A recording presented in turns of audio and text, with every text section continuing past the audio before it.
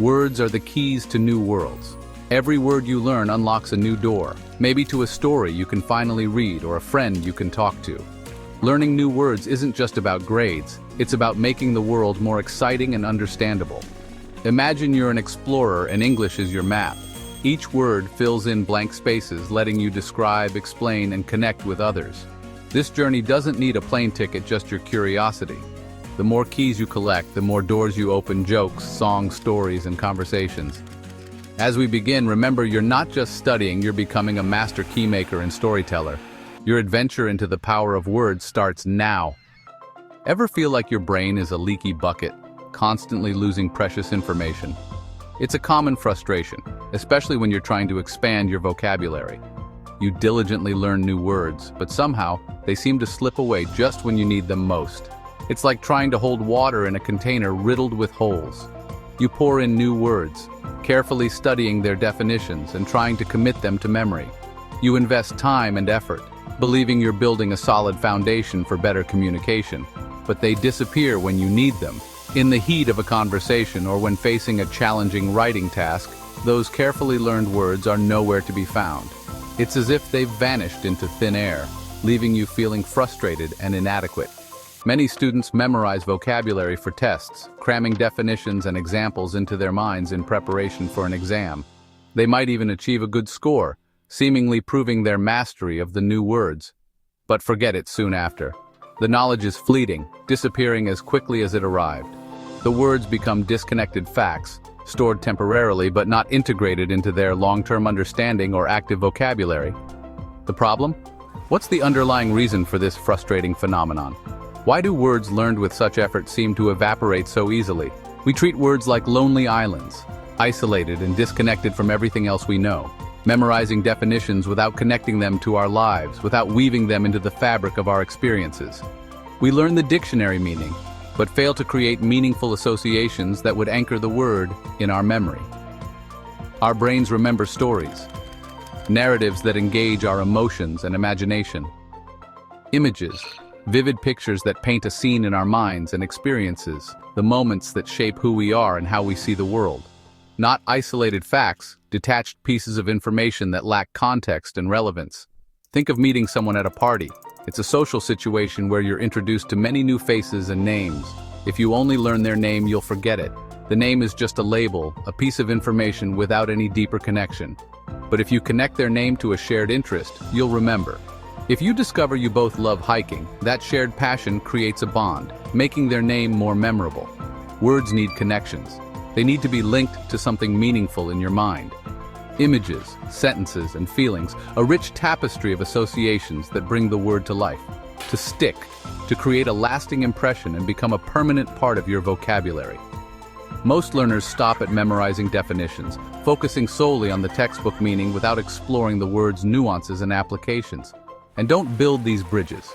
They fail to create the necessary connections that would transform the word from a foreign entity into a familiar friend.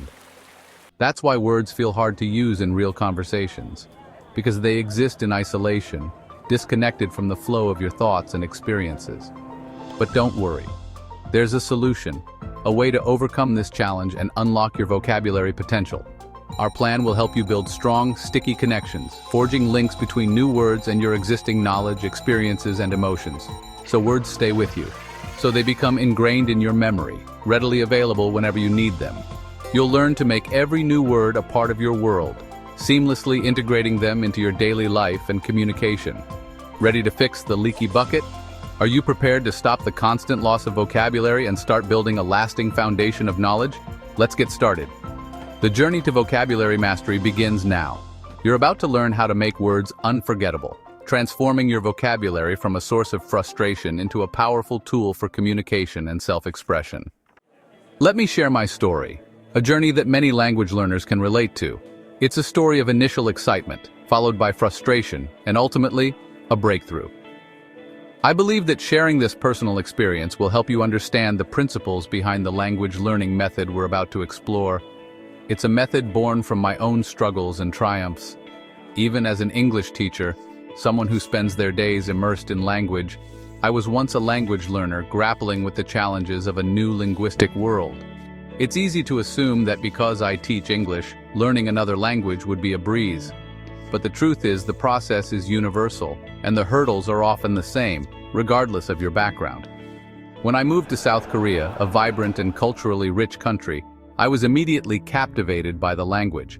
The sights, the sounds, the energy of Seoul, it all fueled my desire to connect with the people and understand their culture on a deeper level. Moving to a new country is always an adventure, but it also presents unique challenges, especially when you don't speak the language. I was incredibly excited to learn Korean, to unlock the secrets of its beautiful script, Hangul, and to engage in meaningful conversations with the locals. I envisioned myself effortlessly navigating the bustling markets, ordering delicious Korean dishes, and forming genuine connections with the people I met. The possibilities seemed endless. I studied for hours, poring over textbooks late into the night, fueled by coffee and sheer determination. I was convinced that the key to fluency was simply putting in the time and effort. I created a strict study schedule and dedicated myself to mastering the intricacies of Korean grammar and vocabulary. I spent countless hours memorizing long lists of words, diligently writing them down in notebooks and creating flashcards to quiz myself. I was determined to build a solid foundation of vocabulary, believing that this would be the key to unlocking fluency. I felt like I was making progress, accumulating a vast collection of Korean words in my memory. But when I tried to speak, to put my newfound knowledge into practice, I encountered a frustrating obstacle. Despite all my studying, all my memorization, I found myself struggling to form even the simplest sentences. The words vanished, as if they had never existed in my mind. I would freeze up, unable to recall even the most basic vocabulary. It was a disheartening experience, to say the least. My mind went blank, completely devoid of the Korean words I had so diligently memorized. It felt like a mental block, preventing me from accessing the language I had worked so hard to learn. The frustration was immense. I realized I was cramming too much information into my brain, overwhelming my cognitive capacity with endless lists and abstract rules. I was so focused on quantity that I had neglected the importance of quality and meaningful connection.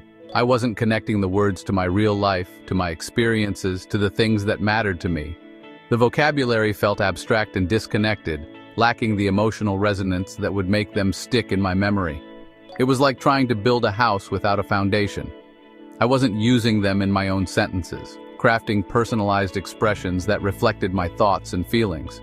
I was simply regurgitating memorized phrases without truly understanding their meaning or how to apply them in different contexts, or creating mental pictures, associating the words with vivid images and sensory experiences that would help me remember them more easily. I was relying solely on rote memorization, neglecting the power of visual and emotional associations. So I changed my approach. I realized that I needed to shift my focus from quantity to quality, from memorization to meaningful connection. I decided to experiment with new learning strategies that would engage my senses and emotions.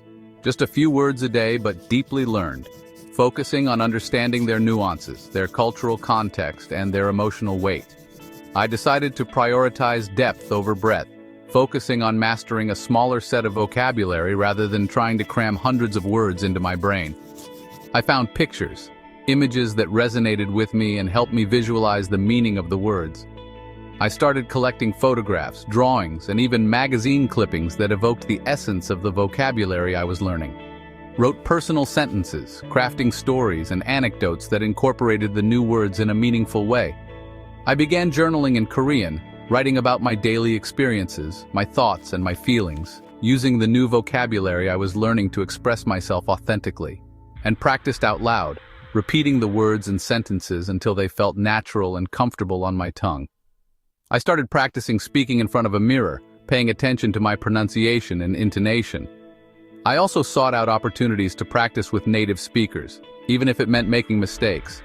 It felt slow, much slower than my initial approach of cramming vocabulary, but I trusted the process. I knew that building a solid foundation of meaningful connections would ultimately lead to greater fluency and confidence. But soon, the words stuck, embedding themselves in my memory with a clarity and permanence that I had never experienced before. The vocabulary began to feel like an integral part of my own linguistic landscape. I could use them in real conversations, expressing myself with greater fluency and confidence. I was finally able to engage in meaningful interactions with the locals, understanding their perspectives and sharing my own. This experience inspired the plan I'm about to share with you, a plan that emphasizes meaningful connection, personalized learning, and consistent practice. It's a plan that I believe can help anyone, regardless of their background or learning style, achieve their language learning goals. It's not about memorizing hundreds of words at once, a method that often leads to frustration and burnout. We're not going to focus on rote memorization or endless vocabulary lists. It's about making each word meaningful and unforgettable, creating lasting connections that will stay with you long after you've finished studying. We're going to focus on building a strong foundation of vocabulary that you can actually use in real-life situations. If it worked for me, a language learner who struggled with traditional methods, it can work for you. I'm confident that this approach will help you unlock your language learning potential and achieve your goals. Let's dive in. Let's embark on this language learning adventure together and discover the joy of connecting with a new culture through the power of language. Here's the plan. Learn just 3 new English words every day. Not 30, not 100, just 3. It's simple, manageable, and powerful. 3 words a day means 21 a week, 90 a month, and over 500 in 5 months. You'll actually remember and use them. This slow and steady method builds a strong vocabulary foundation. We'll use a 16-day cycle, 15 days of learning, then a review day. On review day, you'll quickly go over all the words you've learned. This system keeps your memory fresh and prevents forgetting. All you need is a few minutes a day and 5 easy steps. Ready to become a vocabulary superstar? Let's break down the steps together. Your journey starts now. Step 1. Be a word detective. Every day, find 3 new English words that interest you. Words are everywhere. TV shows, books, games, websites. Look for synonyms of words you already know to expand your vocabulary. For example, instead of good, try excellent or marvelous. Keep a notebook or phone note to jot down cool words you find. Choose words that connect to your hobbies or interests. Science, art, sports. Your 3 words can be totally different. The key is curiosity. On day 1, just pick your words and write them down. No need to memorize yet, just collect them. By actively searching, you're already building a connection. This makes remembering much easier later. Ready to find your first 3 words? Let's go! Day 2 of our vocabulary journey is all about solidifying your understanding. Today we're diving deep into memorizing your 3 words' meanings. This isn't just about rote learning, it's about truly grasping what each word represents. We want these words to become a part of your active vocabulary. A fantastic way to achieve this is to make simple flashcards. Word on one side, definition on the other. This classic method is effective because it engages active recall. Keep definitions short and in your own words. Avoid copying definitions verbatim from a dictionary. For a word like enormous, instead of a complex definition, simply write very big. This makes the connection immediate and memorable. For curious, try wants to know more. It's concise, personal, and easy to remember. The key is to create a definition that resonates with you. Practice by flipping the cards. This active recall is far more effective than passively reading a list of words and definitions and saying the definitions out loud. Verbalizing the definitions reinforces the connection between the word and its meaning. Challenge yourself. Can you recall all 3 in 30 seconds? This adds an element of fun and urgency to the process. It's a great way to test your recall speed and identify areas where you need more practice. Don't worry about sentences yet. We'll get to using the words in context later. Just focus on matching words to meanings. This is about building a strong foundation of understanding. Simple, clear understanding is the goal. We're not aiming for perfection, just a solid grasp of the core meaning. This is the foundation for everything else. A strong understanding of the definitions will make it much easier to use the words correctly in sentences and conversations. Once you can confidently recall the meanings, you're ready for the next step.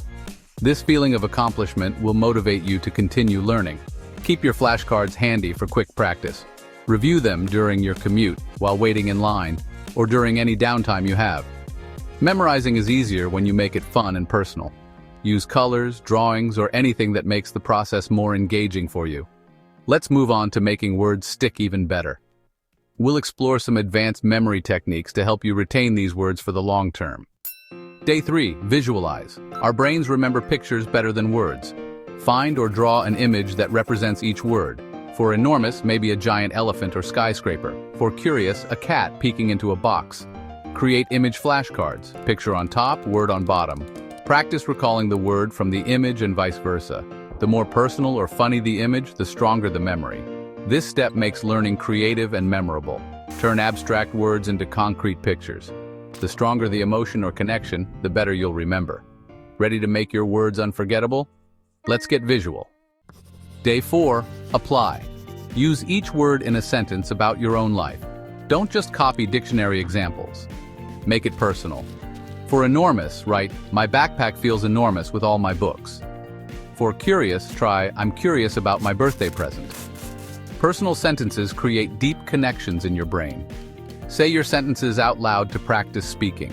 The more you use words in your real life, the more natural they become. This is the bridge from knowing to using. Make your vocabulary truly yours. Words that are part of your story are words you'll never forget. After 15 days, you'll have learned 42 new words. Day 16 is review day. No new words, just a quick, fun test. Use your flashcards, word definition and image word. Set a 5-minute timer and go through the stack quickly. Make 2 piles, mastered words and review again words. There's no shame in needing extra practice.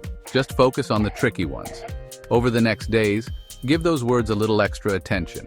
Move them to the mastered pile when you're ready. This cycle keeps your vocabulary strong and fresh. Regular, quick reviews are the secret to long-term memory. You'll never lose words you've truly learned. Review is the final piece of the puzzle. Ready to lock in your progress? Let's review. You now have a 5-step plan to master 500 English words and more. You know how to select, memorize, visualize, apply, and review. The most important thing is to start today. Find your first 3 words and write them down. Tomorrow, make flashcards. The next day, find pictures. Then write personal sentences. One small step each day builds big results. This is a journey, not a race. Enjoy the process. Use the free resources and planner on my website to help you. Every word is a new key, a new adventure. Be patient, celebrate progress, and have fun. You have the power to become a confident English speaker. I'm cheering you on every step of the way. Your journey starts now. Unlock your world.